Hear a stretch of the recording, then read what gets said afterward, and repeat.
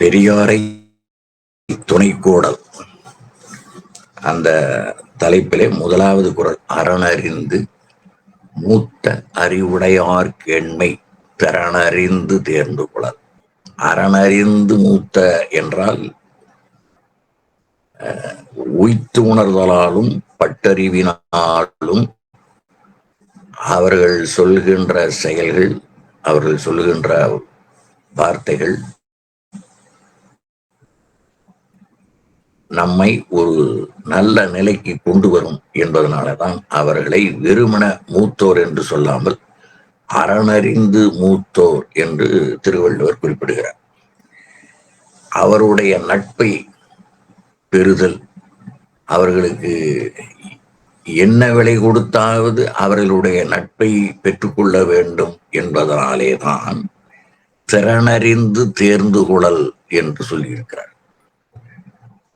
நீங்க அரசியல் கட்சியில பாத்தீங்கன்னா அவர்கள் அவர்களை எப்படியாவது தம்மவராக ஆக்கிக் கொள்ள வேண்டும் என்பதற்காக ஏதேனும் ஒரு அரிய பொருளை கொடுப்பார்கள்.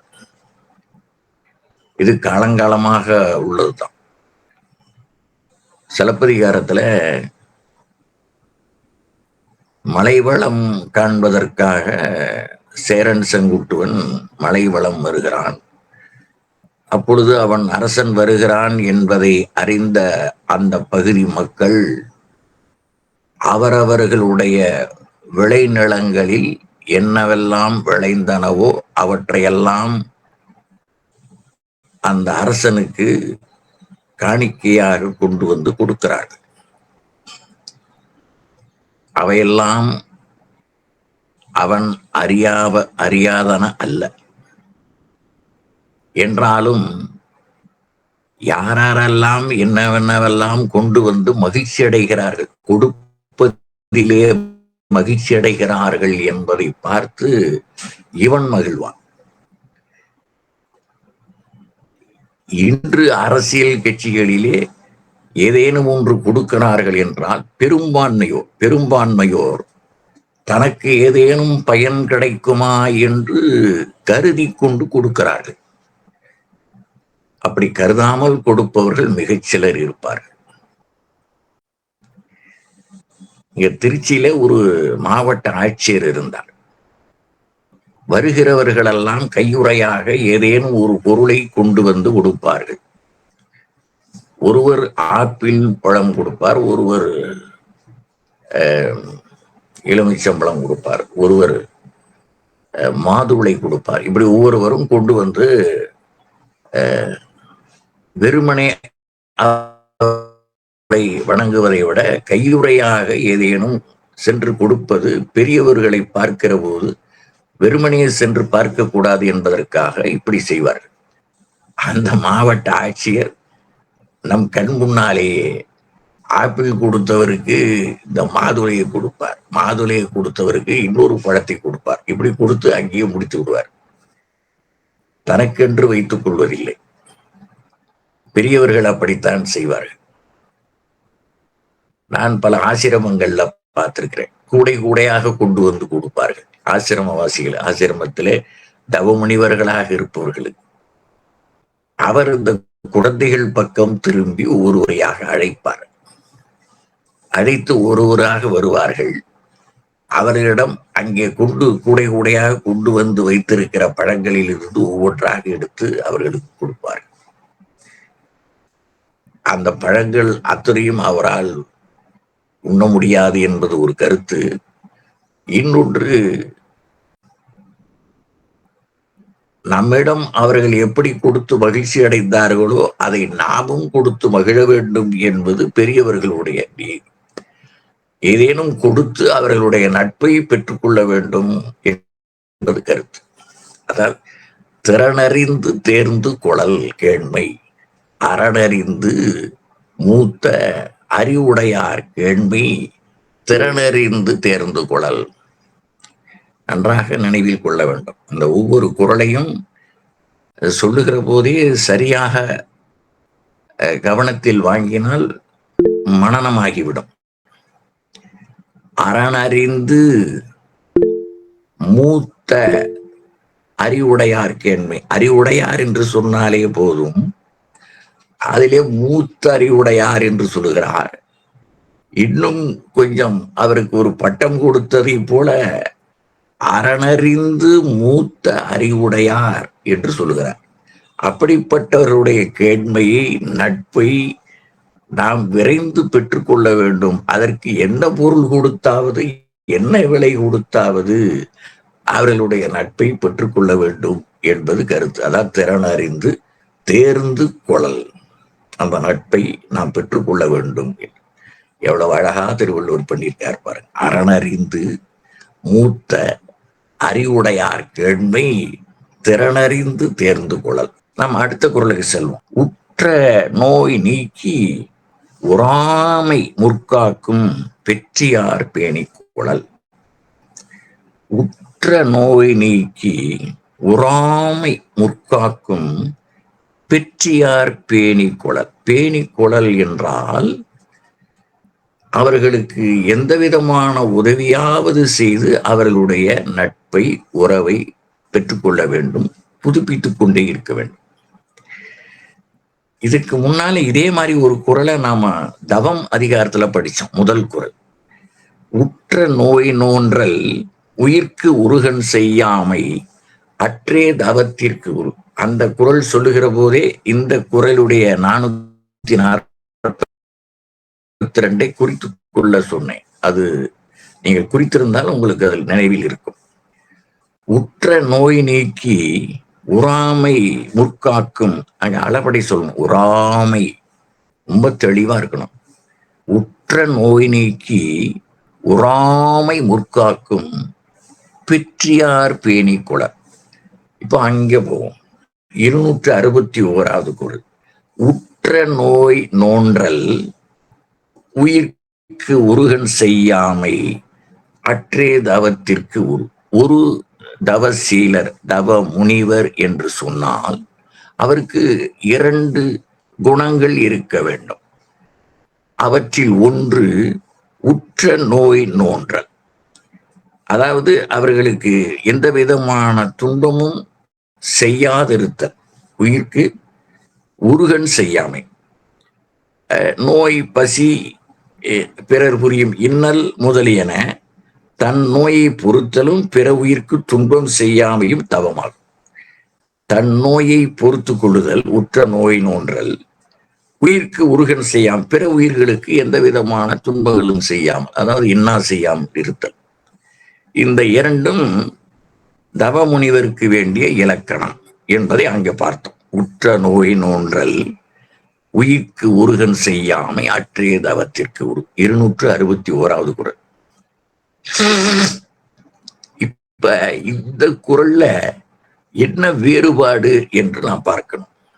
உற்ற நோய் நீக்கி உறாமை முற்காக்கும் பெற்றியார். அறிவுடையார் ஆவதறிவார் என்று சொன்னோம் இல்லையா? யார் பின்னால வர்ற விளைவுகளுக்கு ஏற்ப முன்கூட்டியே தற்காப்பு உடையவர்களாக விளங்குவார்களோ அவர்கள்தான் அறிவுடையார். ஆவது அறிவார். பின்னாலே என்ன நடக்கப் போகிறது என்பதையும் தெரிந்து கொண்டு செயல்படுகிறவர்களைத்தான் அறிவுடையார் என்று திருவள்ளுவர் சொன்னார். இதை நம்ம சென்ற அதிகாரத்தை பார்த்தோம். அதுபோல தமக்கும் தம்மை சார்ந்தோர்க்கும் ஏற்பட்ட துன்ப துயரங்களை நீக்கி அந்த துன்ப துயரங்கள் வராமல் அல்லது நெருங்காமல் அவற்றை முன்னரே அறிந்து தடுத்து காக்க வல்ல அறிவு, ஆற்றல் முதலியவற்றை யார் பெற்றிருக்கிறாரோ அவர்தான் பெற்றியார். அப்படிப்பட்டவர்களை பெற்றியார் பேணிக்குழல். அப்படிப்பட்டவர்களை நாம் பெற்று அவர்களை நாம் அணுகி பாதுகாக்க வேண்டும் என்பது கருத்து. உற்ற நோய் நீக்கி உறாமை முற்காக்கும். அந்த துன்ப துயரங்கள் பின்னாலே வராமல் முன்னாலே காத்து கொள்ளுகிற தன்மை உடைய பெரியவர்களை சொல்லுவாங்க. மூத்தோர் சொல் வார்த்தை அமிர்தம் என்று சொன்னோம், குறிப்பிட்டோம் அல்லவா? அதை போல அவர்கள் சொல்வதை ஆழ்ந்து கேட்டு அதன்படி நடந்து கொள்ளல் வேண்டும் என்பது கருத்து. தந்தை தாய் பேன் என்று அவை கூறினார். முதல்ல வீட்டில் இருக்கிற பெரியவங்களை மதிக்க தெரியணும். இப்பொழுது தொலைக்காட்சி தொடர்களில் வருகிற இளம் வயதினர், இளம் அகவையினர் தாத்தா பாட்டியை கூட நீ வா போ என்று சொல்லுகிற மாதிரி அந்த கதை உரையாடல்களை எழுதுகிறார்கள். அந்த உரையாடல்களை எழுதுகிறார்கள். அது அவர்களுக்கு அந்த அந்த இயக்குனராக இருப்பவர், தயாரிப்பாளராக இருப்பவர்களுக்கெல்லாம் அதிலே ஒரு பொருட்டே இல்லை. எப்படியாவது பணம் பண்ணினால் போதும் என்று கருதுகிறார்களே தவிர, இந்த கதை சொல்லுகிற போதே பண்பாட்டையும் சேர்த்து விதைக்க வேண்டும். இதுதான் பெரியோர் கேண்மை என்பது. அந்த தொடர்களிலே கதையிலே அமைக்கிற போது நீங்கள் வாங்கள் போங்கள் என்று சொல்ல வேண்டும். இது கொங்கு நாட்டிலே இருக்கிற ஒரு சிறப்பு. இப்பொழுதெல்லாம் சில இடங்கள்ல கொங்கு நாட்டிலே மாறி இருக்கு. முன்னே இருந்த அளவுக்கு இல்லை. அதை குடியேறிகள் மாற்றி விடுவார்கள். வேறு பகுதியில் இருந்து இப்ப எங்க ஊர்ல எல்லாம் திருச்சியில எல்லாம் அது மாதிரி சொல்ல மாட்டாங்க. அது வாங்க போங்கெல்லாம் சொல்லிடுவாங்க. ஆனா இவ்வளவு ஒவ்வொரு இடத்திலையும் அந்த இங்க போட்டு பேச மாட்டாங்க. அது செய்ய வேண்டும். அதுதான் முக்கியம். அதை தொடர்ந்து நம்மை படித்தாலும் பரவாயில்லை என்று இளைஞர்களுக்கு சொல்லிக் கொடுக்க வேண்டும். இளைஞர்கள் பிள்ளைகளுக்கு சொல்லிக் கொடுக்க வேண்டும். அந்த எங்க போட்டு சொல்லு, ஆமாங்க, ஏனுங்க, எதுக்குங்க, ஆமாங்க, அப்படித்தானுங்க, அப்படி சொல்லணும். ஆமா, சரி அப்படின்னா அது தன்னோட ஒத்த வயதினரோடு பேசுகிற பேச்சு, பெரியவர்களிடம் பேசுகிற பேச்சு அதற்று. இந்த பண்பாடுகளையும் கலாச்சாரத்தையும் நாகரிகத்தையும் தான் நாம் குழந்தைகளுக்கு சொல்லி சொல்லி கொண்டு வர வேண்டும் என்பது கருத்து. இதைத்தான் தந்தை தாய் பேன் இப்படி சொல்லி வளர்த்தாதான் அந்த பெரியவர்கள் ஆனதற்கு பிறகு அவர்களிடம் அவர்களுக்கு மரியாதை இருக்கும் என்பது கருத்து. அடுத்து 3வது குறள். அரியவற்றுளெல்லாம் அரிதே பெரியாரை பேணி தமராக்குழல். பெரியாரை பேணி தமராக்குழல் அரியவற்றுளெல்லாம் அரிதே. செயற்கரிய செயல்கள் அரியவற்றுளெல்லாம் அரிதே என்றால் செயற்கரிய செயல்களில் எல்லாம் சிறந்த மிகச்சிறந்த செயல் என்னவென்றால் பெரியவர்களை விரும்பி துணையாக ஏற்றுக்கொள்வதே ஆகும். அதான் அரியவற்றுளெல்லாம் அரிதே பெரியாரை பேணி தமராக்குழல். அவர்களுக்கு எந்த விதமான உதவியும் செய்து நாம் அவர்களை உடன்பாடு உடையவர்களாக செய்ய வேண்டும். தமர் என்றால் அவர், தம்முடைய சுற்றத்தார் என்றும் பொருள். பிரிதலறியா பெருமையரே அந்த பெற்றியர், தாம் வேறு அவர் வேறு என்னும் இரண்டல்லா தன்மையரே தமர். நான் வேற அவர் வேற இல்லையா, என்கிட்ட நான் கொடுத்துறேன், அல்லது என்கிட்ட சொல்லு நான் சொல்லிடுறேன் அப்படின்னு 2 பேர் நான் வேறு அவர் வேறு இல்லை என்று சொல்லுகிற அளவுக்கு நட்பு உடையவர்கள். பற்பல இடங்களிலும் அலைந்தும் திரிந்தும் பெரும் அறிவை விட ஆகச் சிறந்த பெரியாரை துணையாக கொண்டு விட்டால் அவரிடமிருந்து நாம் நிறைய செய்திகளை அறிந்து கொள்ள முடியும். பெரியாரை பேணி தமராக்குழல். இதற்கு 783வது குறளை நாம் இணைத்து படிக்க வேண்டும். அது என்ன குறள் என்றால், நவில்தோறும் நூல்நயம் போலும் பயில்தோறும் பண்புடையாளர் தொடர்பு என்கிற குறளை இதோடு இணைத்து படிக்க வேண்டும். பெரியாரை தமரார் குழல். யார் அந்த பெரியார்? நமக்கு தெரிஞ்ச வரைக்கும் திருவள்ளுவர் தான். எல்லா பொருளும் இதன்பால் உள. மதுரை தமிழ்நாகனார் சொல்லுகிறார், எல்லா பொருளும் இதன்பால் உள. இதுல திருக்குறள்ல இதன்பால் இல்லா பொருள் இல்லை. மதுரை தமிழ் நாகனார் என்கிற புலவர் திருவள்ளுவர் மாலையிலே எழுதிய செய்தி இது. எல்லா பொருளும் இதன்பால் உள, திருக்குறளில் உள, இதன்பால் இல்லா பொருளும் இல்லை.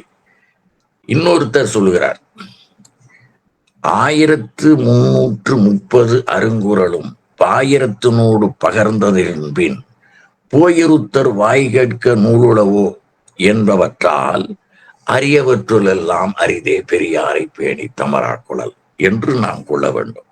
இதற்கு நான் ஒரு எடுத்துக்காட்டை நான் உங்களுக்கு சொல்ல விழைகிறேன். லியோ பிரபு என்கிற பெருமாட்டி, ஒரு பெண்மணி லியோ பிரபு. இங்க தமிழ்நாட்டுல ஒரு நாடக நடிகர் இருந்தார், லியோ பிரபு என்று. நான் சொல்றது ஒரு 50 ஆண்டுகளுக்கு முன்னால, அவெல்லாம் இருக்கிறாருன்னு தெரியல. அவர் லியோ பிரபு. நான் சொல்வது லியோ பிரபு என்கிற பெண்மணி. இவர் பெல்ஜியம் நாட்டில் அகிம்சை வழி நின்று வாழ்ந்தவர். அகிம்சை தொடர்பான நூல்களை தேடி தேடி கண்டு படித்து அதை வாழ்க்கை நெறியாக கொண்டவர். அவரு மறுபடியும் நோய்வாய்ப்படாமல் வாழ்தல் என்று ஒரு நூல் படித்தார்.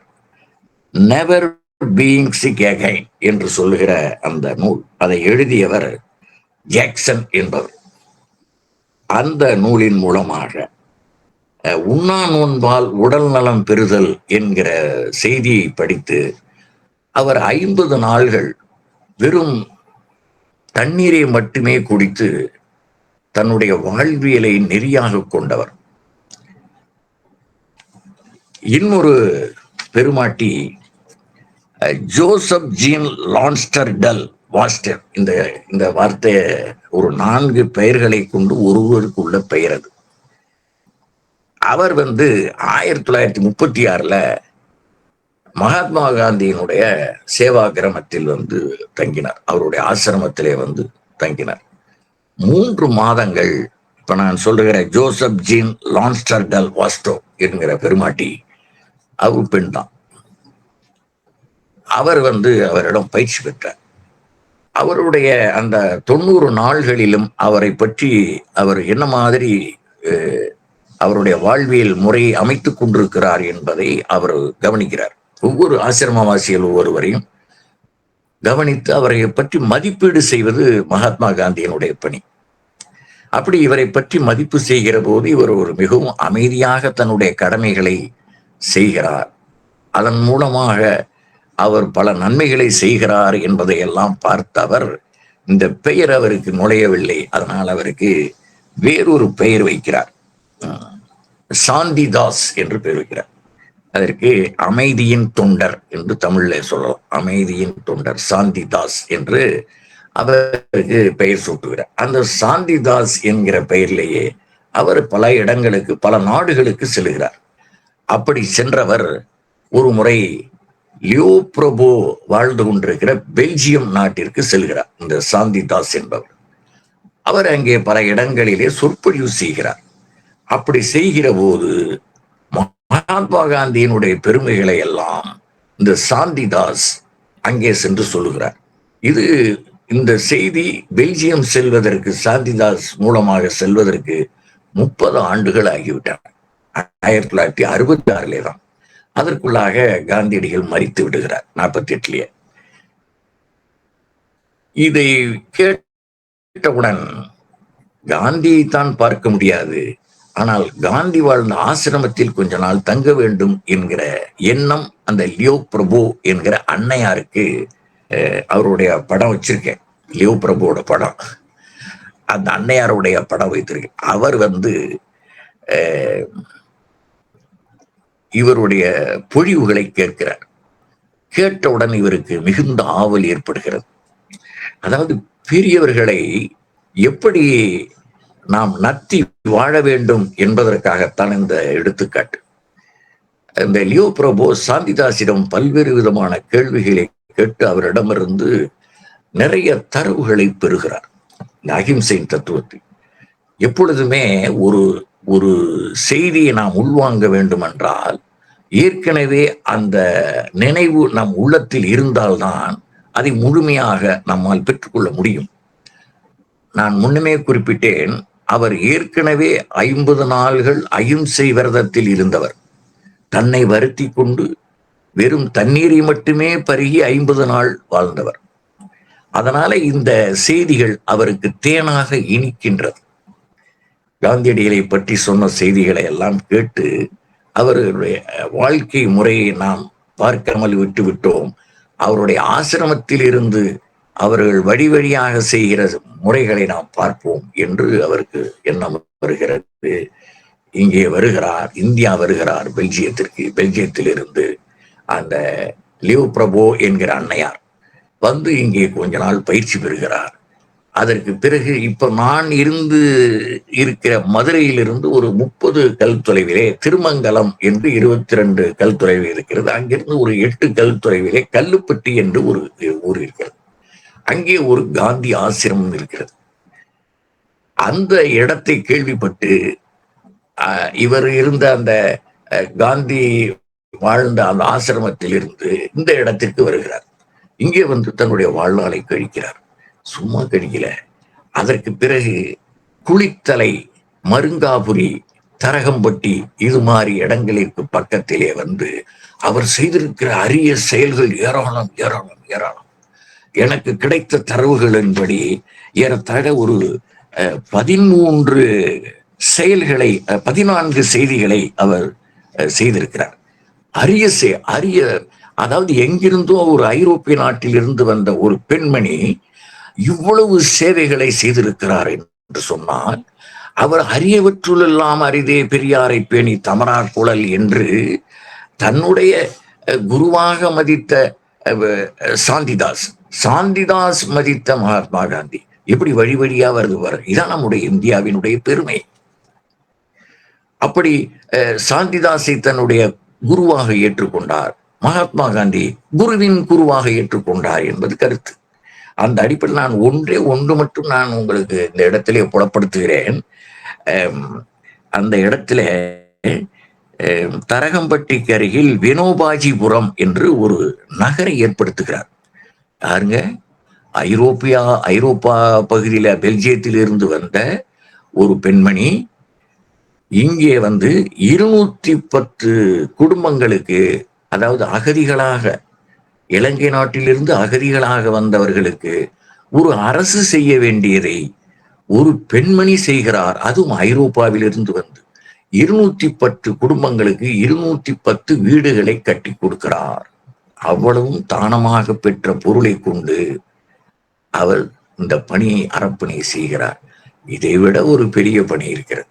எனக்கு இந்த 14 பிடித்தது நான் அடுத்து சொல்ல போகிற செய்திதான். அவர் என்ன செய்கிறார்? சரிசு நிலங்கள், இவர் வினோபாஜியுடன் தொடர்பு கொண்டு பல ஏக்கர் நிலங்களை வினோபாஜியினுடைய வழிகாட்டுதலின்படி பெற்று அதை மக்களுக்கு கொடுத்தவர். அப்படி கொடுக்கப்பட்ட நிலங்களில் 200 ஏக்கர் தரிசு நிலங்கள். மாணவர்களே, தரிசு நிலம் என்றால் என்ன? விளைவு தராதது என்று மக்கள் அதை பயன்படுத்தாமல் அல்லது அரசும் பயன்படுத்தாமல் இருக்கிற இடத்திற்கு தான், அதுக்கு தண்ணீர் வசதியே இல்லாமல் இருக்கும். அதுக்கு தான் தரிசு நிலம்னு பேர்.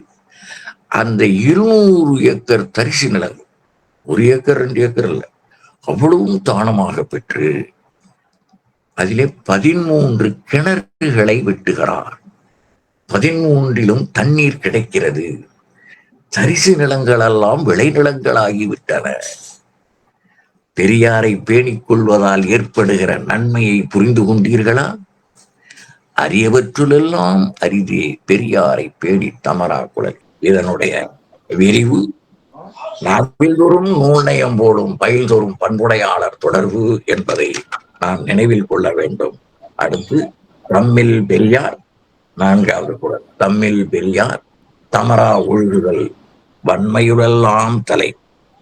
யார் ஒருவரும் இவரை பெரியர் என்று அழைப்பினும் அவர் தம்மை பெரியர் என நினையாமல் இருத்தல். மணிபிடித்த நெற்கதிர், நாம் ஏற்கனவே பார்த்திருக்கிறோம். மணிபிடித்த நெற்கதிர் என்றால் நன்றாக முற்றி விளைந்த கதிர் தலை சாய்ந்திருக்கும். நாளையோ நாளை மறுநாளோ அதை அறுவடை செய்ய வேண்டும். அது முற்றியது என்றால் அவர் ஒரு பெரியவர், அறிவில் சிறந்தவராக விளங்குகிறவர்களுக்கு என்ன இருக்க வேண்டுமா? பணிவு இருக்க வேண்டும். பணியுமாம் என்றும் பெருமை தன்னை அணியுமாம் என்று பார்த்தோமே. அந்த அடிப்படையில் தம்மில் பெரியார் தமரா ஒழுகுதல் வன்மையுடெல்லாம் தலை. உறவாக கொள்ளத்தக்கவரை தேடி செல்லும் பெரியவர் தம்மை காட்டிலும் தகவார்ந்தவராக, மதிப்புடையவராக, சிறந்தவராக இருப்பதனாலேதான் அப்படிப்பட்ட பெரியவர்களை நாம் தம்மவராக கொள்ள வேண்டும் என்ற கருத்தில் தம்மில் பெரியார் தமரா ஒழுகுதல் வன்மையுடெல்லாம் தலை. காலிலே அல்லது கணுவிலே அடிபட்டால் உடனடியாக என்று கத்துகிறோமே, அந்த வழியை உணரச் செய்வது மூளை. அதனாலதான் இந்த மூளைக்குள்ள எல்லாம் இருக்கு. சிறுமூளை, பெருமூளை, இன்னும் பல்வேறு விதமான செயல்பாடுகளை இயக்குவதற்கான சக்திகள் எல்லாம் அங்கதான் இருக்கு. அதனாலதான் தலையே பிரதானம் என்பது முதன்மையானது என்பதனாலே இங்க தலை என்று வருகிற இடங்களில் எல்லாம் தலை என்கிற உறுப்பை கொள்ளாமல் முதன்மையானது என்கிற பொருளை கொள்ள வேண்டும். தம்மில் பெரியார் தமரா ஒழுகுதல் வன்மையிலெல்லாம். யார் ஒருவரும் இவரை பெரியர் என்று அழைப்பின் அவர் தம்மை பெரியர் அழைத்துக் கொள்ள மாட்டார். நான் கருத்திற்கு வருகிறேன். தண்டபாணி சுவாமிகள், தண்டபாணி சுவாமிகளுடைய ஞானத்தை நினைத்து எனக்கு அப்படியே புலகாங்கிதம் அடைந்து விட்டேன். அவ்வளவு பெரிய ஞானி தண்டபாணி சுவாமி. அவரு வள்ளலாருக்கு ஆள் அனுப்புறார். அடியேன் தங்களை காண வர வேண்டும், உங்களுக்கு எப்பொழுது கைகூடும். எப்படி பண்பாடோடு இருக்க 19ஆம் நூற்றாண்டுல எவ்வளவு பண்பாடு பாருங்க. 2 பேரும் பெரிய ஞானிகள். பள்ளிக்கூடம் போகாமலே 1000 பல்கலைக்கழகங்களுக்கு சமமானவர்கள் 2 பேரும். ஒரு கல்விக்கூடம் இல்ல, ஒரு பல்கலைக்கழகத்திலேயே நூற்றுக்கணக்கான கல்லூரிகள் உள்ளே ஐக்கியமாகி இருக்கின்றன, உள்ளடங்கி இருக்கின்றன. நான் சொல்லுகிறேன், மிக பெரிதாக 2 பேருமே 1000 பல்கலைக்கழகங்களுக்கு இணையானவர்கள். அப்படி ஞானம். இவர் சொல்லி அனுப்புறார், ஆள் சொல்லி அனுப்புகிறார். அன்னச்சரவம் வள்ளல் பெருமானோருக்கு எப்பொழுது நேரம் நான் வந்து பார்த்து வருகிறேன் என்று ஒரு ஆள் மூலமாக வண்ணச்சரபம் தண்டபாணி சுவாமிகள் சொல்லி அனுப்புகிறார். இதை கேட்டவுடன் வள்ளலார் உடனே கிளம்பி வந்துட்டார் இவரிடத்துக்கு. இதாங்க தம்மில் பெரியார் தமரா ஒழுகுதல் வன்பையுலெல்லாம் தலை. இந்த குறளுக்கு பொருள் புரியுத பொருள் வேணுமா? எது முதன்மையானது? வன்பையுலெல்லாம் தலை. மீண்டும் குறளை பாருங்கள். உறவாக கொள்ளத்தக்கவரை தேடி செல்லும் பெரியவர் தம்மை காட்டிலும் தகவார்ந்த பெரியர் அவரையே நாம் தம்மவராக கொள்ள வேண்டும் என்பதுதான் வன்மையுலெல்லாம் தலை என்பதை நாம் கருத்தில் கொள்ள வேண்டும். தம்மில் பெரியார், தம்மிர்ன்னு போட்டிருப்பான் அதுல, அந்த சில பதிப்புகள்ல அதுல தம்மில் பெரியார் இருக்கு பதிலா முதல் லகரத்தை போட்டுக்கொள்ள வேண்டும். தம்மில் பெரியார். அதை திருத்தப்படாது, திருக்குறளை திருத்தப்படாது. நம்ம மனசுக்குள்ள சொல்லுகிற போது தம்மில் தம்மில் பெரியார் தமரா, என்னுடைய ஆளாக நான் வேறு அவர் வேறு இல்லை என்று கருதுகிற மாதிரி ஒழுகுதல், கடைபிடித்தல், நடத்தல் வன்மையிலெல்லாம் தலை மிகச்சிறந்தது என்பதை இதிலே நாம் தெரிந்து கொள்ள வேண்டும். அடுத்தது 5வது குறள். சூழ்வார் கண்ணாக ஒழுகலான் மன்னவன் சூழ்வாரை சூழ்ந்து கொள்ள. அது மன்னவன் என்பதை முதல்ல போட்டுக்கணும். இதுக்கு இந்த தம்மில் பெரியார் தமரா ஒழுகுதல் என்பதற்கு 978 பெருமை அதிகாரத்துல 8வது குறளை அது இணையாக இணைந்து படிக்க வேண்டும். அதுதான் பணியுமாம் என்றும் பெருமை சிறுமை அடையலாம் என்று சொன்னேன் அல்லவா, அந்த குறளை இணைத்து படிக்க வேண்டும். 978, 444, 445, 671, 588, 589 என்ற 3 குறள்களையும் சேர்த்துக் கொள்ள வேண்டும். சூழ்வார் கண்ணாக ஒழுகலான் மன்னவன் சூழ்வாரை சூழ்ந்து விட. சூழ்வாரை சூழ்ந்து, மன்னவன் என்கிற சீரை முதல்ல போட்டு படிக்கணும். மன்னவன் சூழ்வார் கண்ணாக ஒழுகலாம். ஆட்சியாளனாக இருப்பவன் என்று ஜனநாயக நாடு இல்லையா, ஆட்சியாளனாக இருப்பவன் சூழ்வார், அதான் சூழ்வார். ஆய்வுக்கு தெளிந்த துணையாக உள்ள அமைச்சர்கள், படைத்தலைவர்கள், சான்றோர்கள், நாட்டு தலைவர்கள் சூழ்வாரை சூழ்ந்து கொள்ள. இவர்களை எல்லாம் கலந்து ஆலோசிக்க வேண்டும். ஒவ்வொரு இவனுக்கே எல்லா அறிவும் இருக்குன்னு சொல்ல முடியாது. எல்லா அறிவும் இருந்து விட்டா இந்த அமைச்சர்கள்லாம் எதுக்கு?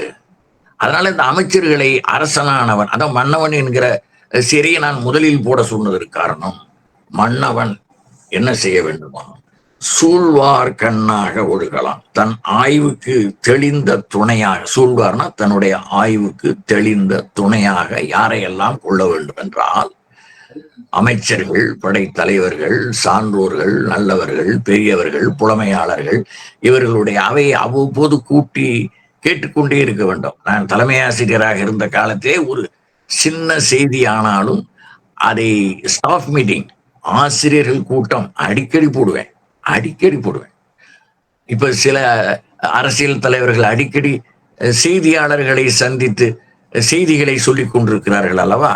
அதை போல எந்த ஒரு செய்தியாக இருந்தாலும் அவர்களிடம் இருந்து இவர் தலைமை ஆசிரியர் இந்த செய்தியை சொல்லியிருந்தால் நான் செய்திருப்பேன் என்று இன்னொரு ஆசிரியர் சொல்லிவிடக்கூடாது. நான் சொல்லவில்லை என்கிற கருத்து வந்து விடக்கூடாது. அதனால் அவர்கள் கருத்தை சொன்னாலும் சரி, சொல்லாவிட்டாலும் சரி, செய்தியை போடுவது தலைமை ஆசிரியருடைய வேலை. அதனால அந்த 30 ஆண்டு பணிக்காலம் தலைமை ஆசிரியராக ஓடியதால் ஒவ்வொரு சின்ன செயலுக்காகவும் அந்த செய்திக்கேற்ப குறைந்த நேரத்தில் நிறைந்த செய்திகளை அவர்களிடம் சொல்லிவிட வேண்டும். அவர்கள் இந்த பள்ளிக்கூடத்தினுடைய வளர்ச்சிக்கு ஏதேனும் ஒரு கருத்து சொல்ல முடியும். எல்லா ஆசிரியர்களாலும் சொல்ல முடியுது இல்லையோ? இந்த கூட்டத்திலே ஒரு ஆசிரியர் அவருக்கு உகந்த கருத்தை சொல்லுவார், இன்னொரு கூட்டத்திலே வேறு ஒரு ஆசிரியர் சொல்லுவார். ஆகையினால நாம் அந்த கூட்டத்தை அடிக்கடி கூட்ட வேண்டும் என்பதுதான் என்னுடைய கருத்து. சூழ்வாரை சூழ்ந்து குழல், சான்றோர் நாட்டு தலைவர்கள் இவர்களை எல்லாம் நாம் சூழ்ந்து கொண்டால் நம்முடைய நாட்டை நாம் நல்ல நிலையிலே கொண்டு செல்ல வேண்டும் என்பதற்காகத்தான் இந்த குறள். சூழ்தல் என்றால் அணுக்கராக இருந்து ஆராய்தல் என்று பொருள். அணுக்கராக என்றால் மிகவும் நெருங்கிய அப்படின்னு. இது 671 குறள் சொன்ன பார்த்தீங்களா?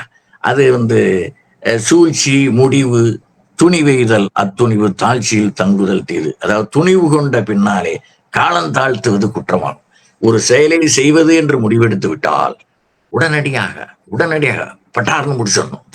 நம்ம ஒரு செய்தி சொன்ன அனுப்புறோம் உங்களுக்கு. பாகிஸ்தான் ஒரு பாலத்துக்கிட்ட வந்துட்டான். அங்கிருந்து என்ன ஆர்டர் வருது?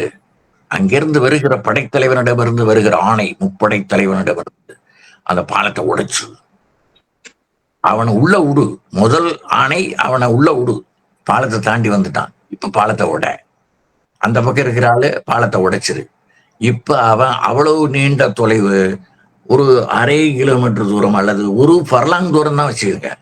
அவன் அந்த ஆற்றை கடந்து போய்விட முடியாது. அனைவராலும் தப்பித்து போய்விட முடியாது. பாலத்தை உடையன்ட்டான். அவன் சமாதான கூடி காட்டிட்டான். அதான் இமீடியட் ஆக்ஷன், உடனடியாக செய்கிற தீர்வு. அதான் துணிவு கொண்ட பின்னாலே காலம் தாழ்த்துவது குற்றமாகும். காலம் தாழ்த்தினால் அவன் போட்டுள்ளான் நம்மளை. எதிரிப்படை நம்மளை போட்டுக்கிட்டான். ஆகையினால்தான் சூழ்வார் சூழ்ந்து கொள்ளல் என்பதற்கு ஒப்புமையாக வேறு 2 குறள்களை சொன்னேன். ஒற்றாடலில் அந்த ஒற்றாடல் நம்ம ஏற்கனவே பார்த்துருக்கோம், அடிக்கடி வரும். இப்படி ஒன்றை ஒன்று பின்னி பிணைந்து நம்முடைய உடம்புக்குள்ளே நரம்புகள், எலும்புகள், சதைகள் எல்லாம் பின்னி பிணைந்து இருப்பதை போல ஒவ்வொரு குறளும் அந்தந்த இடத்துல தாண்டி தாண்டி உட்கார். இப்போ ஒற்றாடல்ல இருந்து எடுத்தீங்கன்னா நாம் ஏற்கனவே நாம் குறிப்பிட்டதை போல ஒரு செய்வதற்காக ஒரு ஒற்றனை மட்டும் அனுப்ப மாட்டான். சரியான ஆட்சியாளன் ஒரு ஒற்றனை அனுப்புவான். அவன் செய்வது சரியா என்று அவனுக்கு தெரியாமல் இன்னொரு ஒற்றனை அனுப்புவான். 2 பேருடைய கருத்துகளும் ஒன்றாக இருக்கிறதா வேறு வேறாக இருக்கிறதா என்பதை அறிவதற்காக 3வது ஒரு ஒற்றனை அனுப்புவான். இந்த 3 பேருடைய கருத்தும் ஒன்றாக இல்லை என்றால் அவன் எடுக்கிற முடிவுதான் சூழ்வார் கண்ணாக இருக்கும் என்பதைத்தான் இந்த குறளிலே சூழ்வார் கண்ணாக ஒழுகலான் மன்னவன் சூழ்வாரை சூழ்ந்து உழல்